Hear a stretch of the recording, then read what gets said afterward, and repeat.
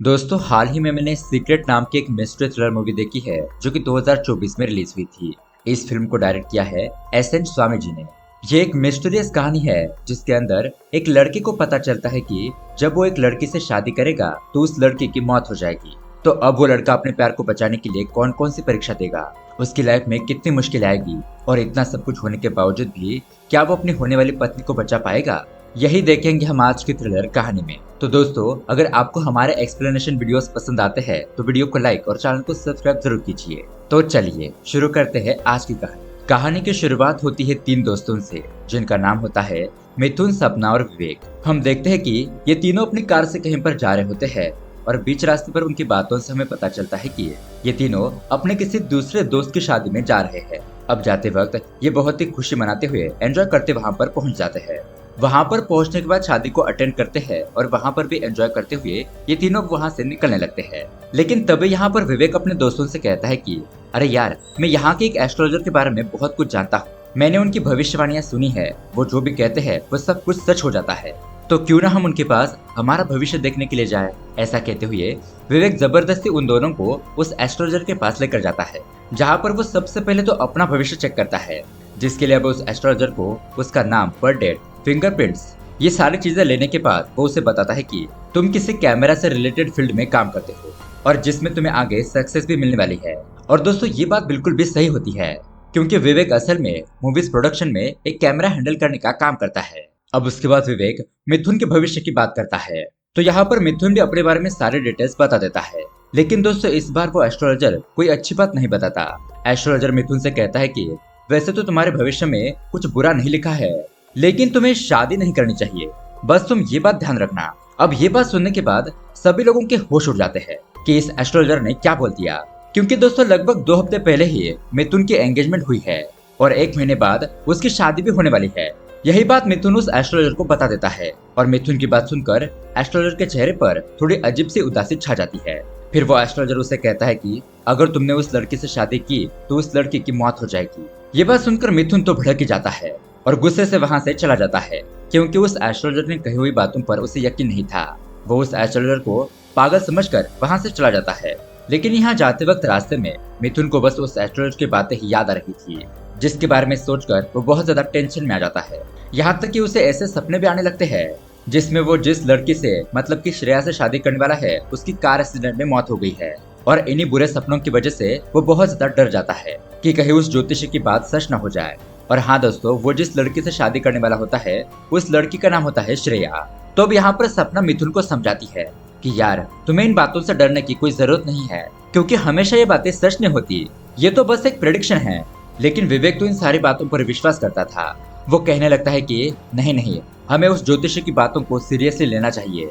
और मिथुन ये सब कुछ सुनकर निराश होकर कार से बाहर आता है और वहाँ से अकेले ही अपने घर की तरफ जाने लगता है। जिस पर अब सपना विवेक से कहती है कि देखा, तुम्हें क्या जरूरत है उस ज्योतिषी के पास हमें ले जाने की, देखो अब खामखा ये प्रॉब्लम हो गई।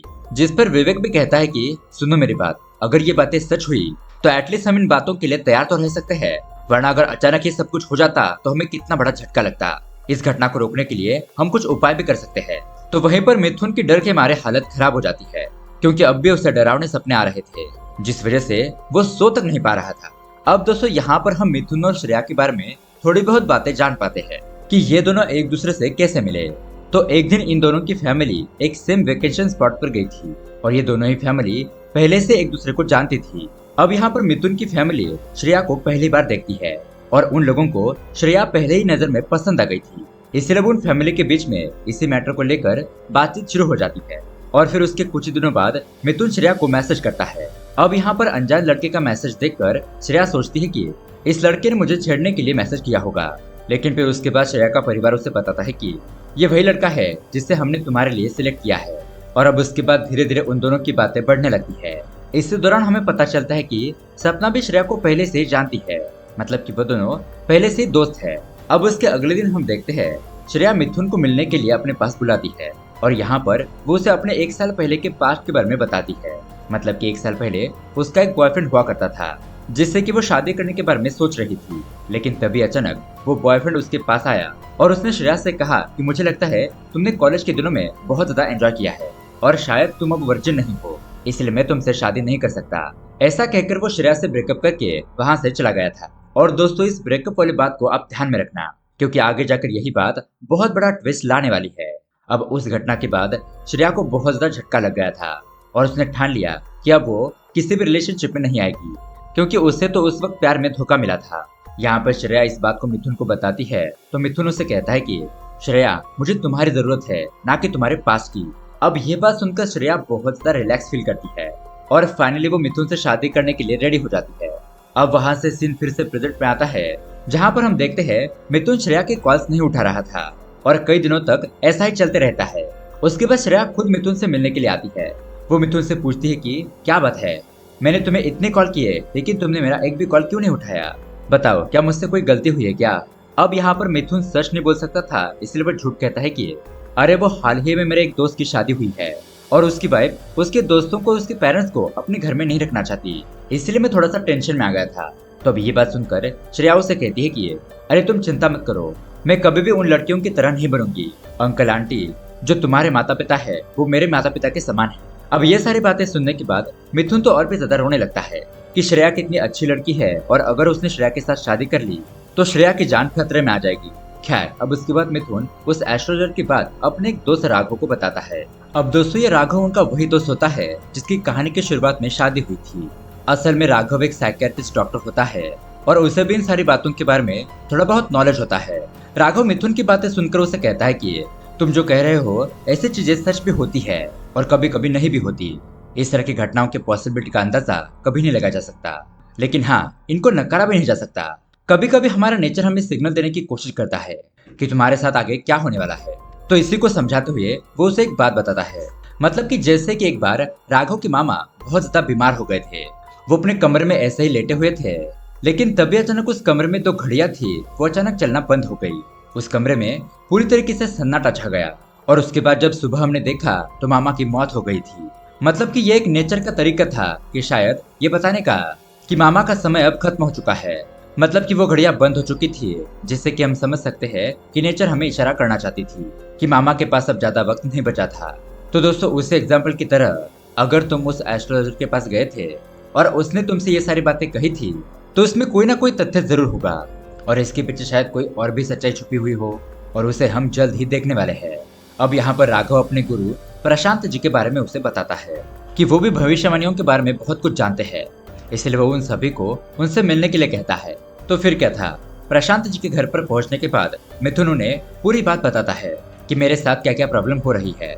मतलब कि मुझे एक ज्योतिषी ने बताया कि मेरी श्रेया की जान चली जाएगी अगर मैं उससे शादी कर लूंगा तो। अब इसके जवाब में प्रशांत उसे कहता है कि एक बार अकबर ने बीरबल से सवाल पूछा था कि मैंने कहा कि तुम्हें इस दीवार पर कुछ ऐसा लिखना होगा जिसे पढ़कर इंसान को खुशी भी होगी और दुख भी होगा। तो उस समय बीरबल ने दीवार पर यह लिखा था कि ये समय भी टल जाएगा। मतलब कि दोस्तों, ये समय, ये पल एक ना एक दिन खत्म हो जाएगा। मतलब कि प्रशांत गुरुजी मिथुन को ये कहना चाहते थे कि अभी तुम जिस बात से डर रहे हो कि तुम अपने पैर को खोदोगे, कि एक समय ऐसा आएगा कि तुम्हारा ये डर भी खत्म हो जाएगा। अब उसके बाद प्रशांत गुरुजी उन सभी लोगों को अगले दिन आने के लिए कहते हैं और तब तक वो मिथुन और श्रेया के बारे में बहुत कुछ सोचेंगे कि इस मामले में आगे क्या किया जा सकता है। लेकिन अब उसके अगले दिन वो मिथुन से बहुत ही निराश होकर कहते हैं कि बेटा, इस समस्या का कोई भी निदान नहीं है, लेकिन बहुत ज्यादा सोचने पर मुझे एक उपाय नजर आ रहा है। तुम्हें कैसे भी करके 3 लोगों की जान बचानी होगी, जिसके बदले में ये ब्रह्मांड तुम और तुम्हारे प्यार के ऊपर दया दिखाते हुए शायद तुम्हें श्रेया की जान बचाने का मौका दे दे। मतलब कि वो ये कहना चाहते हैं कि नेचर एक एनर्जी है जो कि अपना काम करके ही रहेगी, लेकिन अगर तुमने अपने प्यार को बचाने के लिए कुछ ऐसा किया जो सबसे अलग हो तो शायद नेचर तुम्हारे प्यार को छोड़ दे और इसीलिए तुम्हें 3 लोगों की जान बचानी होगी। अब ये सारी बातें सभी लोगों को अजीब सी लगती है।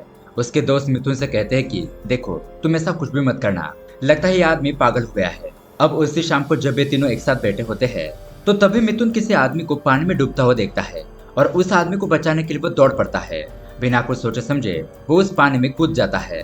अब दोस्तों, मिथुन ने उस आदमी को बचाने के लिए जंप तो लगा दी थी, लेकिन वो खुद ही उस पानी में डूबने लगता है क्योंकि मिथुन को खुद ही तैरना नहीं आता था। अब जो आदमी डूब रहा था ना, वही आदमी मिथुन को बचाता है। और यहाँ पर हमें पता चलता है कि दरअसल यहाँ पर एक मूवी की शूटिंग चल रही थी और वो आदमी पानी में डूबने की बस एक्टिंग कर रहा था और इस घटना के चलते मिथुन की बाल बाल जान बच जाती है। फिर उसके दोस्त उसकी इस हरकत की वजह से उसे बहुत ज्यादा डांटते हैं, कि तुम्हें क्या जरूरत थी उस आदमी को बचाने के लिए जाने की। लेकिन यहाँ तो मिथुन के सर पर लोगों को बचाने का भूत सवार हो चुका था। मतलब कि वो चाहता था कि वो 3 लोगों की जान बचाए, जरूरतमंद लोगों की मदद करके उनकी भलाई करे, और इसलिए वो एक हॉस्पिटल चला जाता है। तो यहाँ पर हॉस्पिटल में एक एक्स बॉयफ्रेंड अपनी गर्लफ्रेंड पर एक चाकू से हमला करने वाला होता है।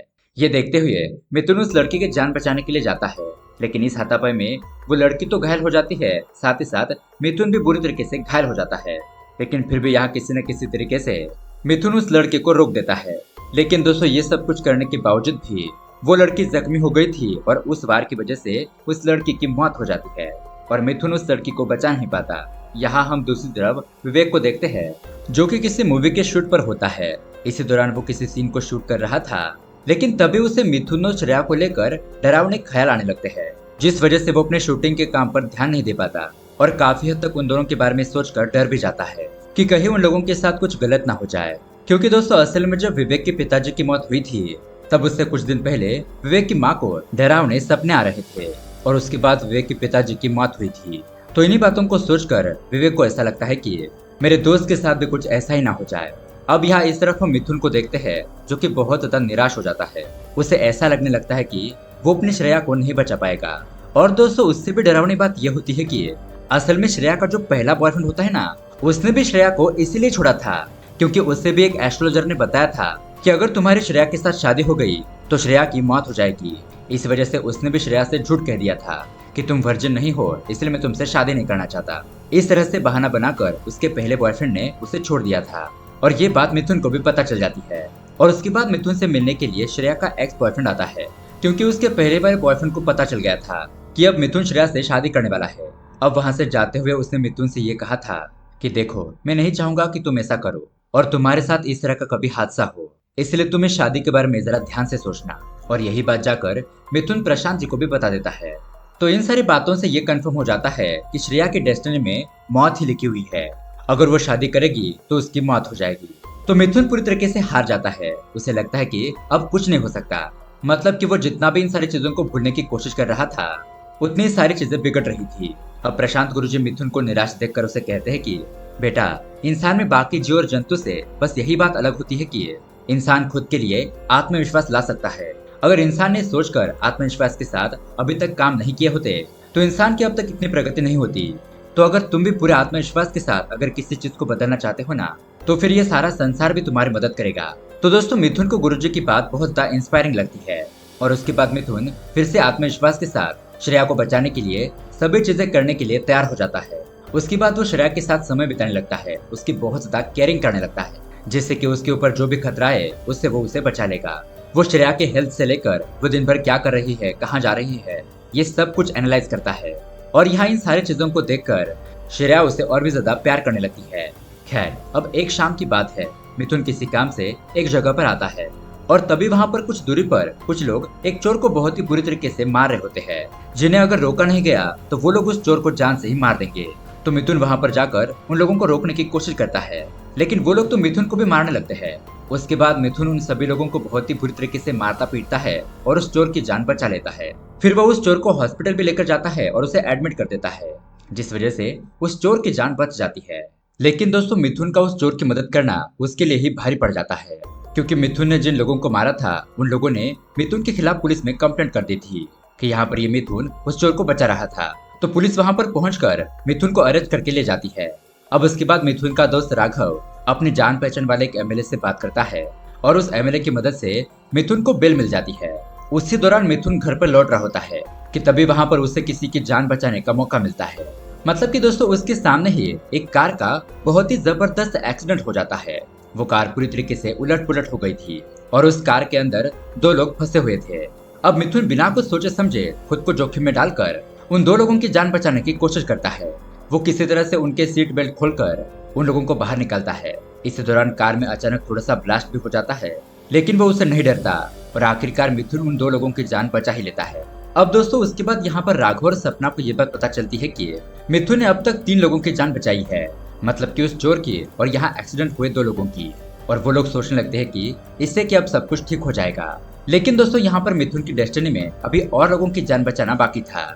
यहाँ पर हम देखते हैं कि मिथुन अपने एक दोस्त से मिलने के लिए उसके घर पर जाता है और उस घर में रहने वाली वो फैमिली कहीं पर जा रही थी। फिर उसका दोस्त मिथुन के लिए खाना लाने के लिए कहता है, लेकिन मिथुन कहता है कि अरे भाई, मेरे लिए कुछ स्पेशल बनाने की जरूरत नहीं है, तुम लोग जो खा रहे हो मैं वही खा लूंगा। लेकिन तभी यहाँ पर मिथुन का दोस्त उसे रोक लेता है और अपने दोस्त का चेहरा देखकर मिथुन समझ जाता है कि असल में इस खाने में जहर मिला हुआ है और उसका दोस्त, उसकी पत्नी और बच्चा, ये लोग जहर खाकर मरने वाले थे।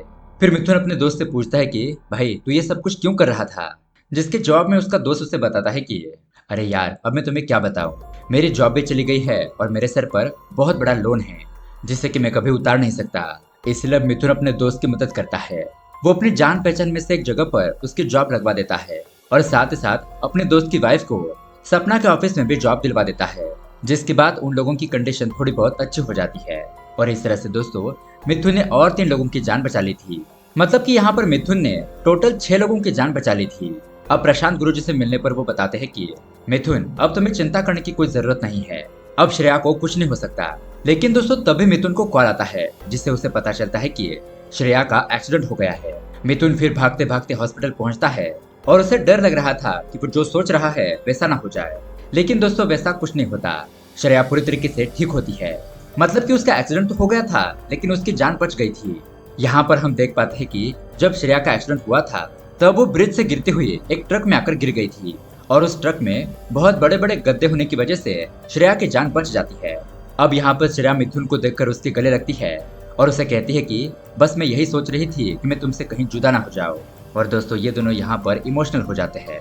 और दोस्तों, इस तरह से श्रेया के ऊपर जो मौत का संकट था वो टल जाता है और ये कहानी यहीं पर एंड हो जाती है।